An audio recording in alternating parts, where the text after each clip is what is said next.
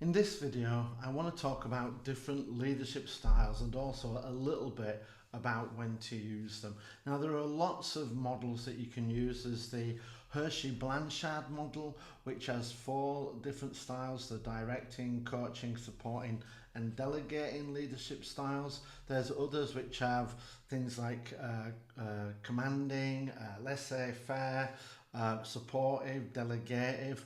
But the model that I like best for the leadership styles is the Daniel Goleman model, which includes 6 different styles of leadership.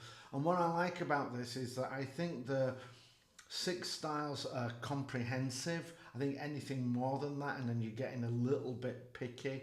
But the 6 styles are comprehensive. They're clearly different styles, and they're easy to understand. So what are the 6 styles? And these come from Daniel Goleman's Leadership That Gets Results book. If you want to know more about them, you could check out that book. So the 6 styles are commanding. Commanding is a directing style of leadership. It's do what I tell you. Then you have the visionary style of leadership, which is about creating the leadership vision, getting people to enroll and enlist in the journey that you're coming along. And it's a come with me style of leadership. Then we have the affiliative style of leadership, which is a people come first. And what you'll find is that if you take care of the people, quite often the results will take care of themselves. So we need to have that affiliative style. We then have the pace setting style, which is about raising the bar, getting the team to that next level of performance. It's about leading from the front. It's a do as I do now style of leadership.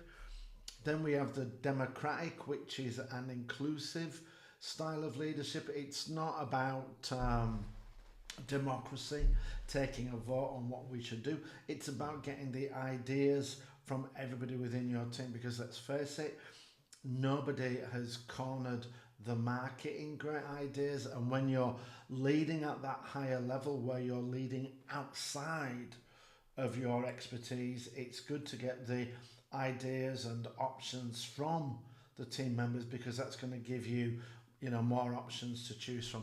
And then the last style of leadership is coaching, and that's about nurturing and developing our teams, teaching them, mentoring them, and coaching them, giving them things to try and elevate their capabilities. So these are the Daniel Goleman 6 styles of leadership. I think it's as I say, a comprehensive set of styles. It covers just about everything within leadership, fairly simple and easy to understand. So a quick question now: which of these styles do you think is most important? Commanding, visionary, affiliative, democratic, pace setting, or coaching?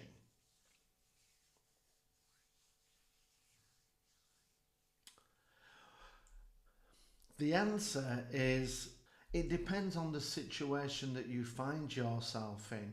What we might find is that we're in a crisis situation where we don't have time to get too many options and ideas. There's a clear path of action, and it's just now about telling your team, okay, this is what I need to do now. The building's on fire. Pick up your bags and let's walk to the exits and go now.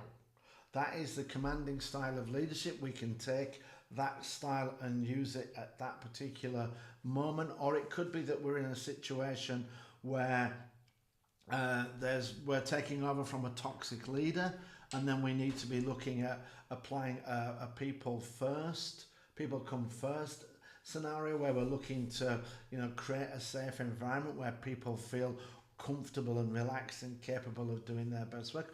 Or it could be a situation where we just need to up the game and get 5% more results, return on investment, than we were planning, and we just need to apply the pace setting leadership. So the leadership style which is most important depends on the situation. What does that mean to us? Well, it means we need to be masters of all 6 styles of leadership, because throughout your leadership career, you're going to find yourself in different situations, and you need to have the right tool to be able to address the job. Abraham Maslow says, if all you've got is a hammer, everything will look like a nail. So if all you do is commanding, then for every single circumstance you're going to apply the commanding style, and you're not going to get the best results if you do that. You need to master these styles. You need to understand when you need to use them, and then leverage them in order to get the absolute best out of your teams. And in some of the upcoming videos, we're going to go into a little bit more detail about each of those styles and how we can improve our performance in them in order to elevate ourselves to be high performing leaders.